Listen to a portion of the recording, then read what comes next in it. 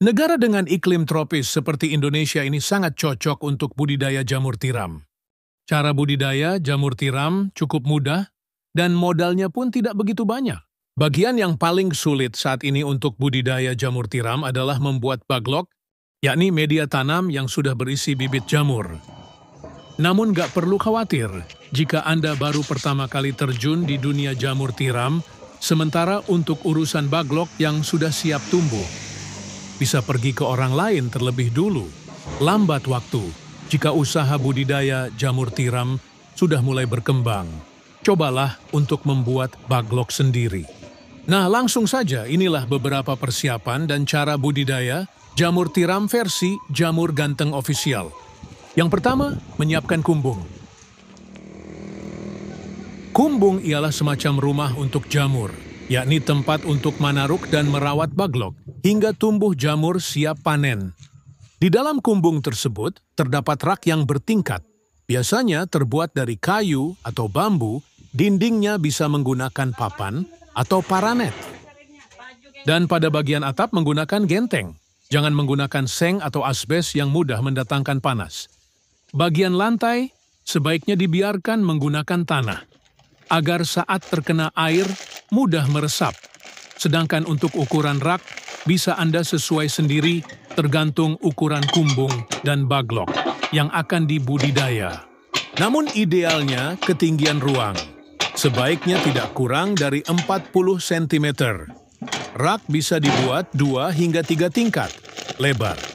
Rak 40 cm dan panjang setiap ruas rak 1 meter.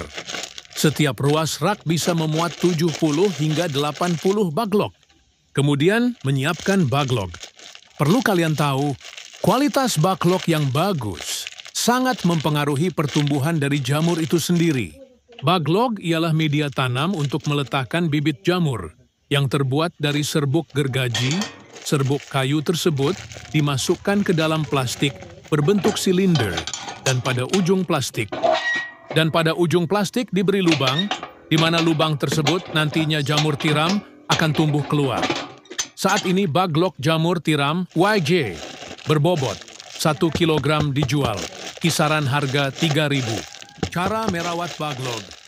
Pertama, silahkan letakkan baglok pada rak yang sudah berada di kumbung. Anda bisa menyusunnya secara vertikal atau horizontal. Jika menyusun secara horizontal, berarti lubang baglok berhadapan ke samping. Sedangkan jika secara vertikal, maka lubang baglok menghadap ke atas. Namun biasanya, untuk para pemula lebih milih untuk menyusun baglok secara horizontal. Hal ini dilakukan agar tidak ada air yang masuk secara berlebihan saat nyiram baglok dan proses panen pun bisa lebih mudah. Kapan penyiraman dilakukan? Penyiraman penyemprotan dilakukan setelah panen pertama jamur tiram. Baru dilakukan. Penyiraman biasanya dilakukan sebanyak 3 kali dalam sehari. Lakukan penyiraman dengan sprayer atau sistem kabut frekuensi. Penyiraman 2-3 kali dalam sehari tergantung suhu dan kelembaban kumbung. Proses panen. Inilah proses YG terakhir, yakni panen budidaya jamur tiram. Bila baglok yang digunakan permukaannya telah tertutup sempurna dengan miselium, biasanya dalam waktu 1 hingga 2 minggu sejak pembukaan tutup baglok. Baglok yang memiliki bobot sekitar 1 kg akan menghasilkan jamur sebanyak 0,7 kg. Jamur akan tumbuh dan sudah bisa dipanen jika dirawat dengan baik dan benar. Baglok jamur bisa dipanen hingga 4-5 kali panen. Setelah itu, baglok dibuang atau bisa digunakan bahan ompos. Pemanenan dilakukan terhadap jamur yang telah mekar dan membesar tepatnya bila ujung-ujungnya telah terlihat meruncing. Bila masa panen lewat setengah hari saja, maka warnanya menjadi agak kuning kecoklatan. Bila sudah selesai itu, jamur cepat layu dan tidak tahan lama. Kemudian jarak panen pertama ke panen kedua berkisar 2 hingga 3 minggu. Semoga bermanfaat dan barokah. Amin, amin, amin.